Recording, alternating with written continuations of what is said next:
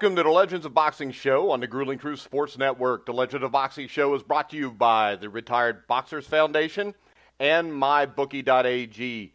I'm your host, Mike Goodpaster. Right now, I want to welcome in my co-host, Jeremiah Preisser. How you doing today, Jeremiah? I'm doing very, very well. Excited. You know, Christmas is almost here. Get to spend time with the family. But right now we got a guy we all appreciate, you know, when he was in his prime. So let's get this interview going. Yeah, and our guest today is one of the finest trainers in boxing today, but also considered one of the greatest amateur boxers of all time. Won the 1984 Olympic gold medal, and he won the WBA welterweight title. Help me welcome to the show, Mark Breland. How you doing, Mark? I'm good, yourself? Oh, I'm doing great. Good, yourself? Yeah, we're doing. That's good. So let's go ahead. Let's start off. Just tell us when you started boxing and who some of the early influences were for you. Okay, well, I started boxing when I was 8 years old. A friend of my parents, you know, he took me to see Muhammad Ali and Joe Frazier in 1972, and after that, I just wanted to box. It was like I wanted to box, and when I turned 8, I went to the gym, and well, he took me to the gym, and that was it. I just started boxing from there, and then went to the Golden Gloves and all of that stuff, and just kept going. Yeah. It was a lot of fun. Yeah, I think watching Ali and Frazier go at it converted a lot of people. But, you know, the only loss you suffered in the amateurs was Daryl Anthony. Could you tell us a little bit about that fight and eventually the revenge you got on him? Well, in that fight, I thought I won, but he was more well known than I was in that tournament, and I thought I beat him. But he was, like I said, he was the current champion. He had just won the tournament the year before. But like I said, I thought I beat him. But I figured, I said, well, when I turn pro, I want to fight him. So I kept telling my manager, when I turn pro, I want to fight him. And we wound up fighting him. I think on my fourth fight, I beat him. I started in the fourth fight. Yeah, and we talked about your record, reported 110-1. You fought in the New York City Golden Gloves back in the early 80s when the competition was at its highest. You want to talk a little bit about your experiences in the Golden Gloves?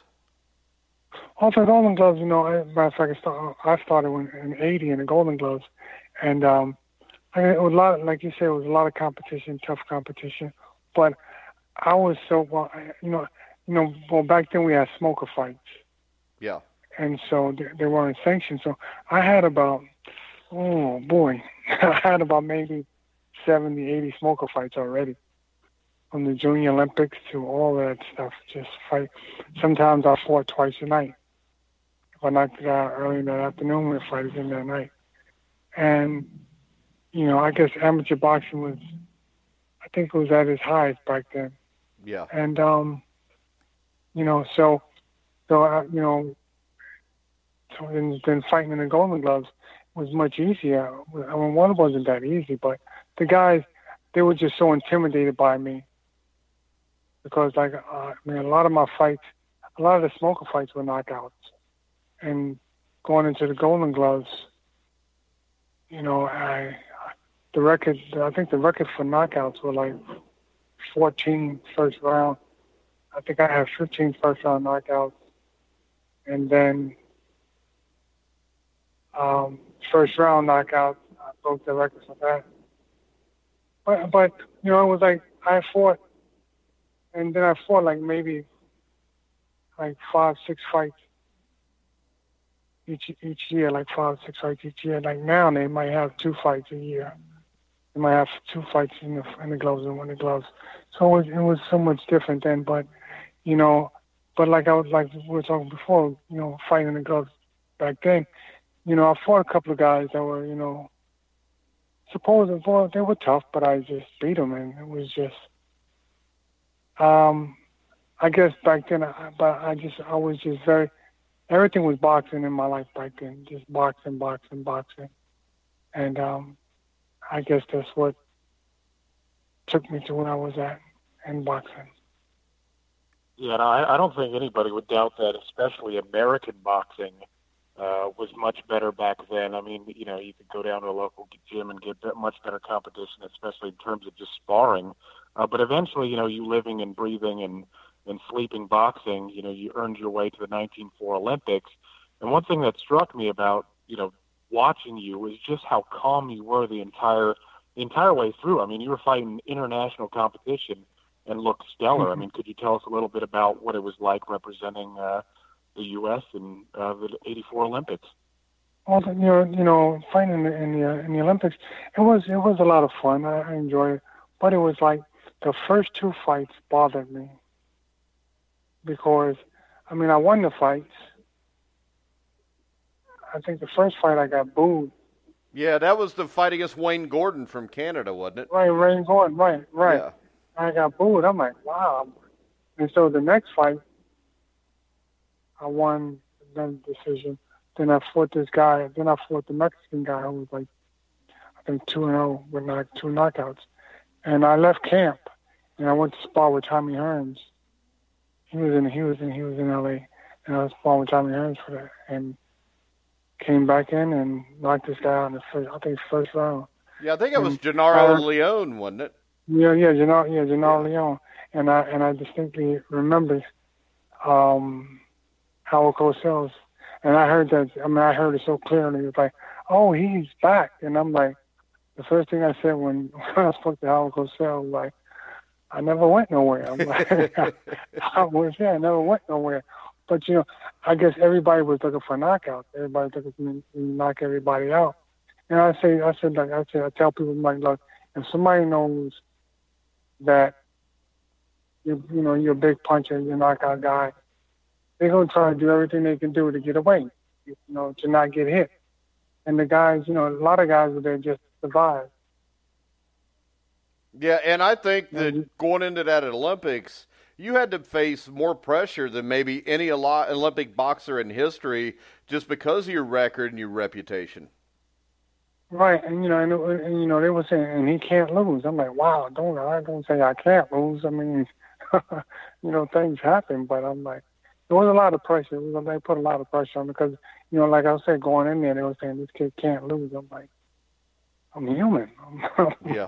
I'm human. But I enjoyed it. It was a lot of fun. So what was it like standing? What was it like standing on the podium, the national anthem playing, and that gold medal around your neck? A big relief. It was a big relief. I'm like, wow, it's over. I did it. And I'm like, you know, I just was like, wow, I did it. Well, they were right though, weren't they? They said you couldn't lose, and you didn't lose.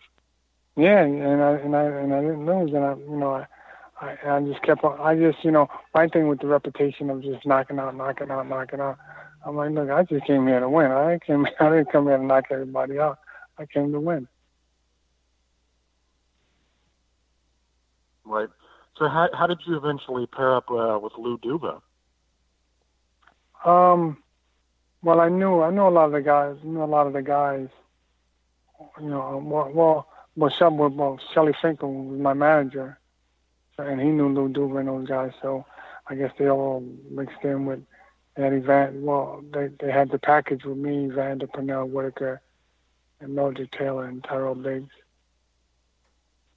So and took us in. And that was a hell of a team. And what I remember was you guys got a bigger spotlight than the great 76 team did, even because I think it was November of '84 they had the Night of Gold debut where you fought. I mean, basically, I think you were the main event of that at Madison Square Garden. Yeah. That had to be a special night. Oh, yeah.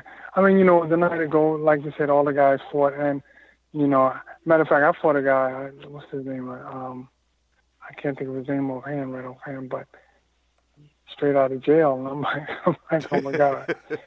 I hit him with everything. He didn't budge. I'm like, okay, I'm going to have a long night. I'm going to have a long night tonight. Yeah, I hit him with everything. He just stayed right there. I'm like, okay, well, I'll just keep beating you up. But it was a lot of fun, though. It was a lot of fun. Yeah, I'm sure it was just a lot of fun just kind of hanging out with the guys, too, huh? Oh, yeah. Oh, man, with Purnell and Evander, all of the guys, you know, especially coming in, you know, we're all in the amateurs together. And, all we did was laugh and joke around, but then turning pro was like, everybody was like, yo, man, what do you think? What do you think? What do you think? I said, we're going to still have fun, man. I said, we still have fun. Now it's a job. Right. Yeah, well, and you had your fun all the way up to the 1987 title-winning performance against Harold Volbrecht. What do you remember of that fight? Well, Volbrecht, tough guy, and what happened in that fight, I broke my hand. I broke my left hand in that fight. And but I just kept, I'm like, I want to win this fight. I just kept jabbing, trying to hit him with the right hand, trying to hit him with the right hand until I caught him. But I broke my left hand in that fight. All right, and one thing I always kind of wanted to know from you was you talked about the pressure in the Olympics. I always took it just from all the Ring magazine, the cover of that right when you turned pro and everything. Did that kind of take some of the fun away from you from that Olympics through your pro career, just the expectations that were weighted down on you? No, because it was more, I took it as, I guess I was doing all the stuff that they were saying I was doing, so I took it as something good. But at the same time, the only thing I didn't like was that, like I said in the Olympics, don't get booed because everybody was expecting knockouts. Yeah. And so being that I didn't knock everybody out, it was like, he's human. I guess they figured I was human then.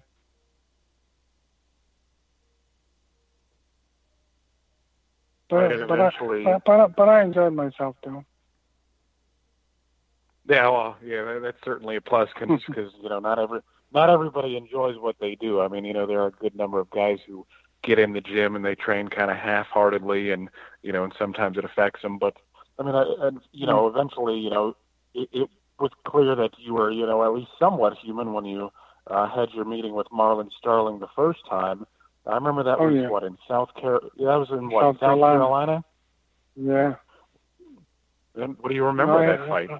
I hit him with everything. I'm like, this guy's not going down. I'm like, okay.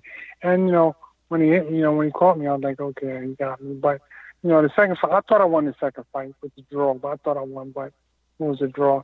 I mean, he was a tough guy, and I realized in the first fight, I punched myself out. I was throwing so many punches, and that was and it was still 15 rounds back then. I think they were just still doing 15 rounds back then, but it started, I think, in the 11th round. But, I was throwing so many punches, I just won myself out. When he caught me, I was like, that was it. Right, so how did losing that first fight affect you? It had been a long time since you'd lost a fight. Were there any ill after effects, or was something that you learned from and got better? No, I learned from that. It was like, okay, we lost. So I got to come back. My attitude was like, now I got to come back. And it's like, okay, just do it. I think go ahead.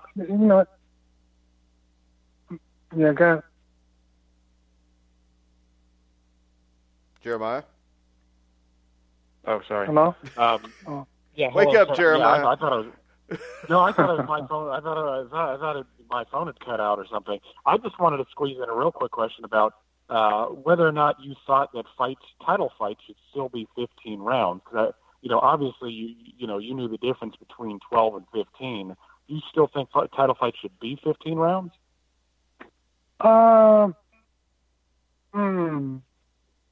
That's a tough one because even though those were like the big time, big fights and big time back then, but I think the 12 rounds is more.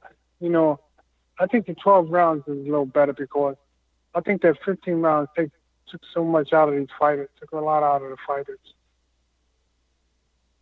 Dehydration, whatever, all of that stuff.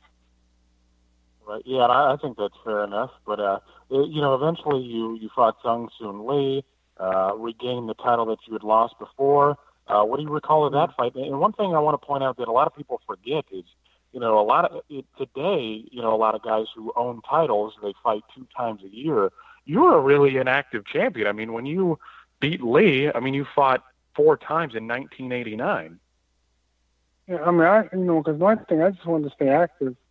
I just wanted to fight because it's like the more you fight, you don't have to worry about. I love staying. I just stayed in shape, so I didn't have to worry about trying to get out of shape. I didn't have to worry about getting out of shape because I was always fighting.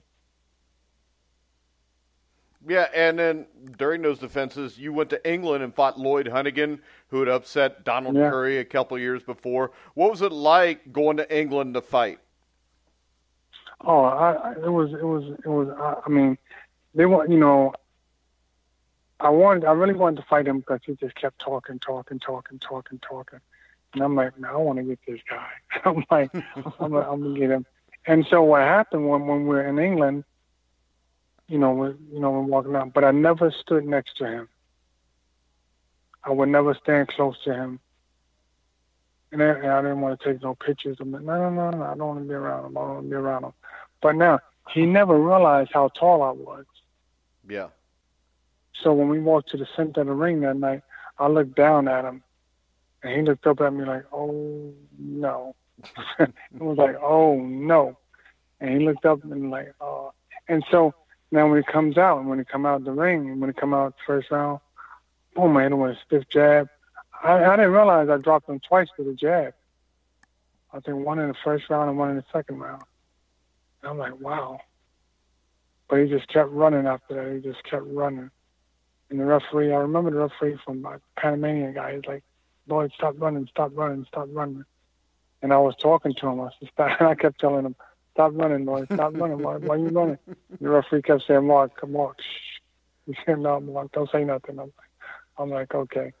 Because I wanted to humiliate him real bad because he just kept running his mouth. Well, I think you accomplished that, by the way. Yeah. Then you could stand over him, and then when he looked up, you looked really tall at the end of the fight. Oh, even taller, exactly.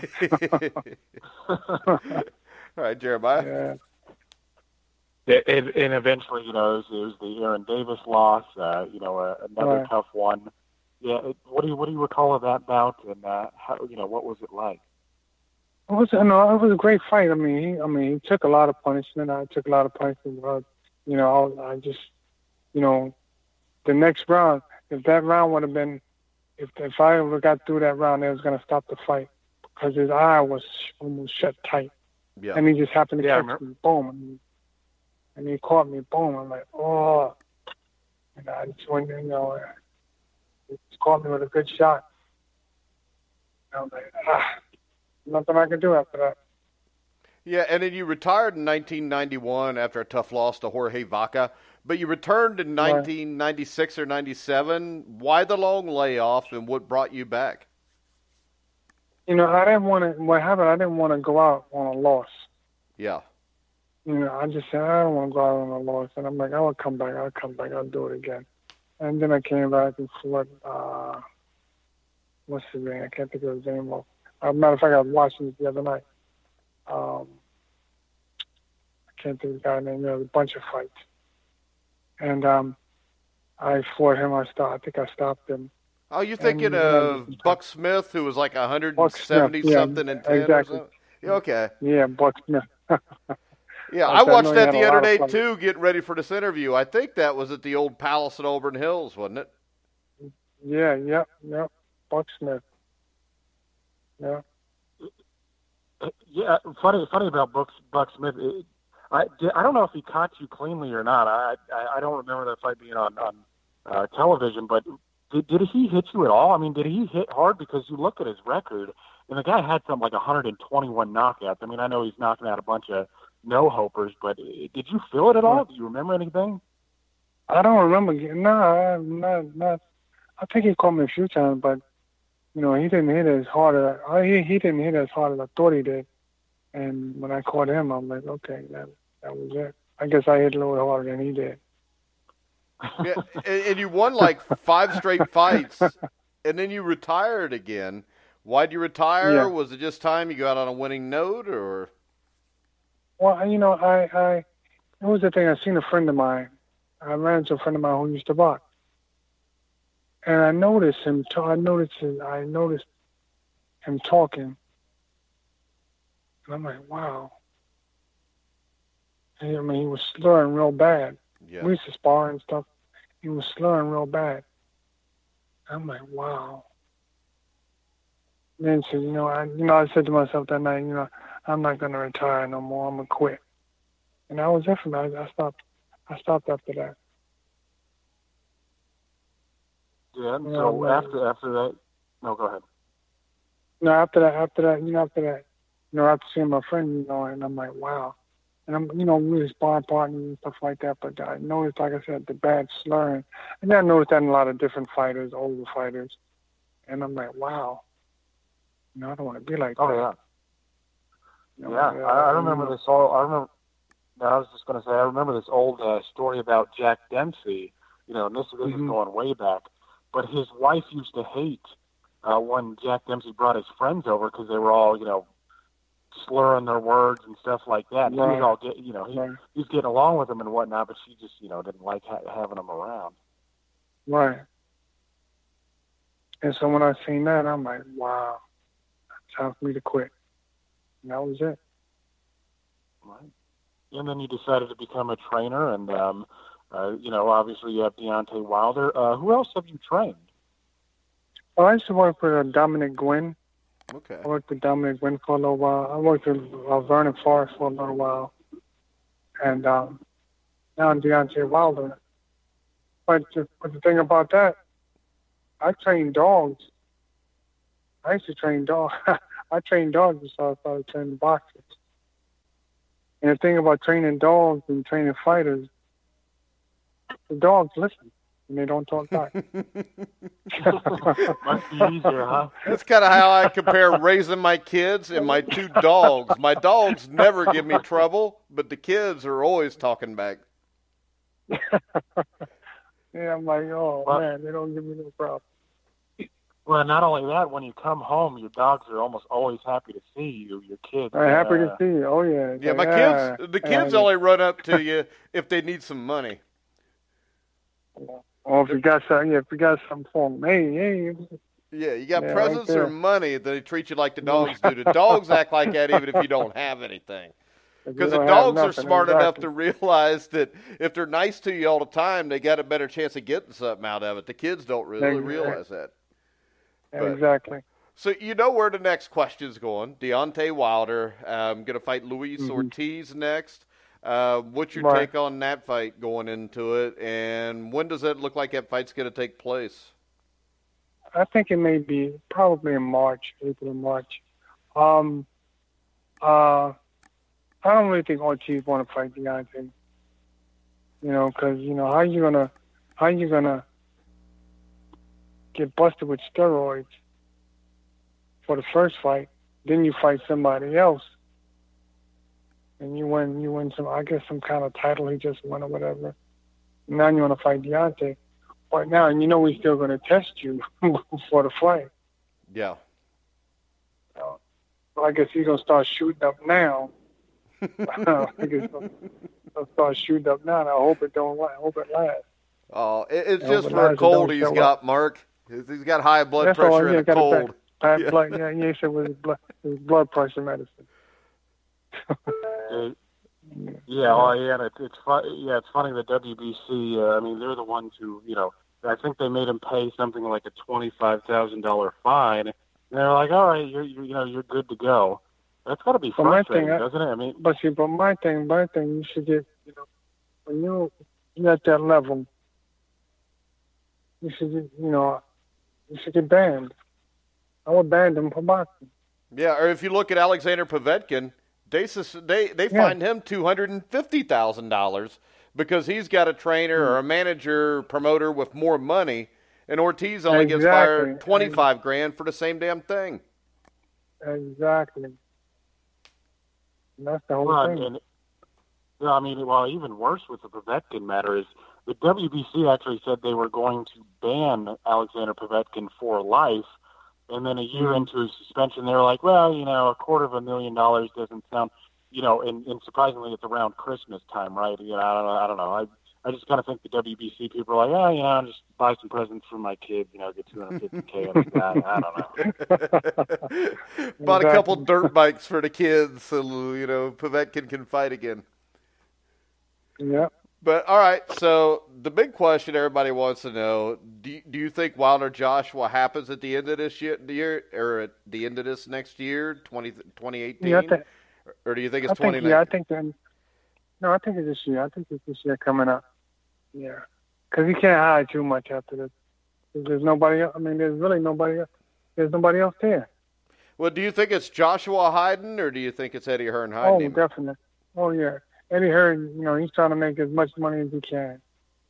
Because I find it hard to believe any two boxers at that level are going to run and hide from each other. I tend to think this is usually a promoter thing than anything else. Oh, definitely, because I'm like, who else is there? There's nobody else there now. You got Deontay, you got Joshua, you got what's the other guy? The guy who's talking about fighting. Joseph Parker? Joseph Parker. I mean, come on. You're going to fight Parker for what? There's not much left. No. Yeah, I think all they're targeting is Parker's WBO belt, and then I think I think what Hearn is trying to do is he's trying to get Joshua to get that WBO belt, and then that would build up to the Wilder fight, and then it would be for all of the belts. Okay, that's good. I mean, either way, but I mean, sooner or later, somebody's got to come up with it. Yeah, let's face it. If Joseph Parker has a belt and Wilder and Joshua fight, ain't nobody outside of Australia thinking that Joseph Parker is a heavyweight champion. No. I mean, he's small. He's about 6'2", 6'3". Yeah. He's a small guy. And I don't. I'm like, I thought he was light heavyweight. Small guy. But I think he could afford Deontay. He could afford Deontay, John. I mean, but I don't think he fought last year, did he? Who, Parker? I don't think he fought. Yeah. Parker fought twice. Did he fight Huey Fury and somebody else or something like that? No, or this year. Did he fight this year? Yeah, he fought Huey Fury this year. Yeah. Huey Fury sounds like a cartoon character anyways. Exactly. Punches like one too. I could imagine. But all right. Jeremiah? Yeah, I was just ultimately Breland is right. I mean, really the 1 and 2 guys are, it's Wilder and Joshua. I mean, that's the fight that needs to be made in the heavyweight division. And I like how Wilder's continued to call Joshua out. I mean, it's a good way of building up the fight. And I'm hoping that we get that. Yeah, I'm hoping that we get that soon enough. I mean, because Joshua, he's not saying nothing. He's not mentioning Deontay. He's not mentioning Deontay. I think once he gets, I can't, if he gets hit as a rock, I don't think he could take that power. So you think this fight ends up in England? Oh, most definitely. Yeah, it's the only place 100,000 people are going to show up. Exactly, and he's got to knock him out. Yeah, well, I think with these two fighters, I don't think there's no doubt that no matter who somebody's going to get knocked out. Exactly. Yeah, somebody's getting knocked out. So somebody's getting knocked out. Exactly. All right, Jeremiah, any final questions? I do. So I'm not sure if many people asked about this, Mark, but I was wondering what was it like, because you did some acting, if I'm not mistaken. I mean, I think you were in He Got Game, Lords of Discipline. What were you in Lords of Discipline? Yeah, Lords of Discipline. Yeah, Lords of Discipline. That's before Jeremiah's time, though.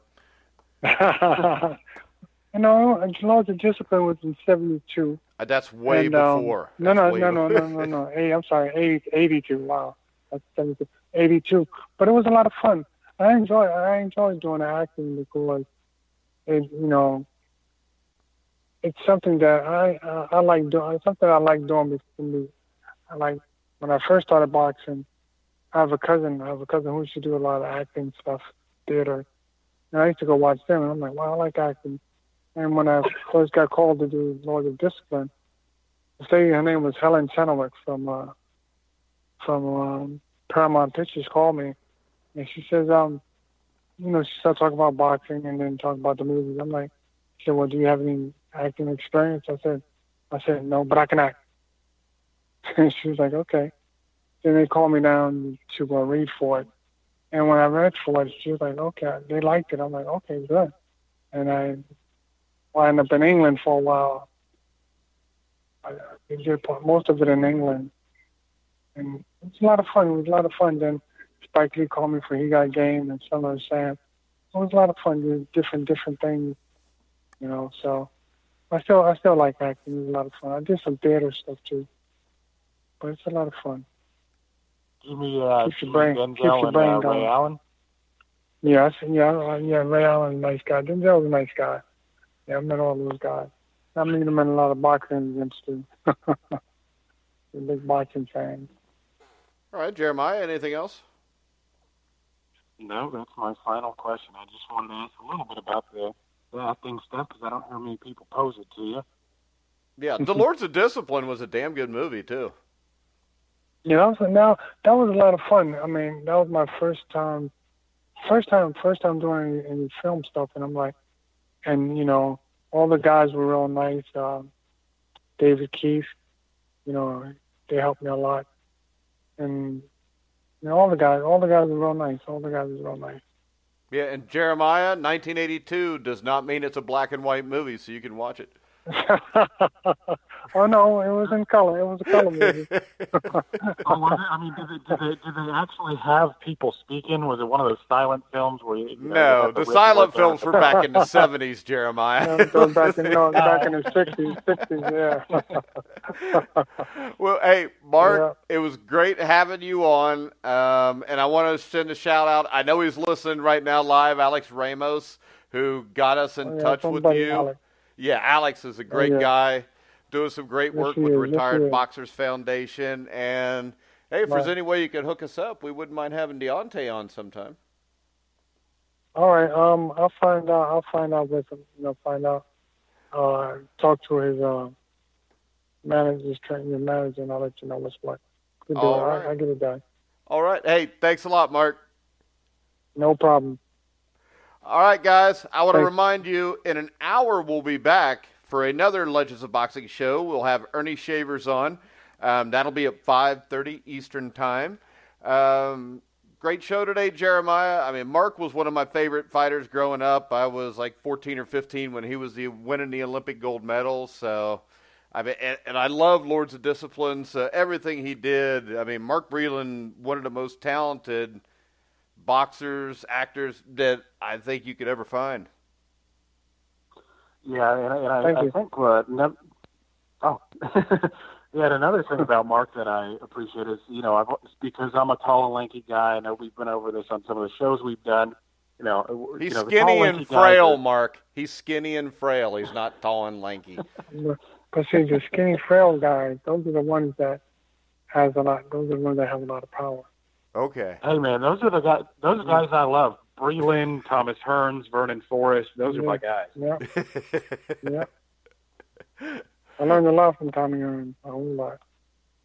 Yeah, Tommy Hearns was a hell of a fighter, and that was cool to hear the story because I'd never heard that before. How during the Olympics, after the first two matches where you had some problems, you went and actually worked out with Hearns.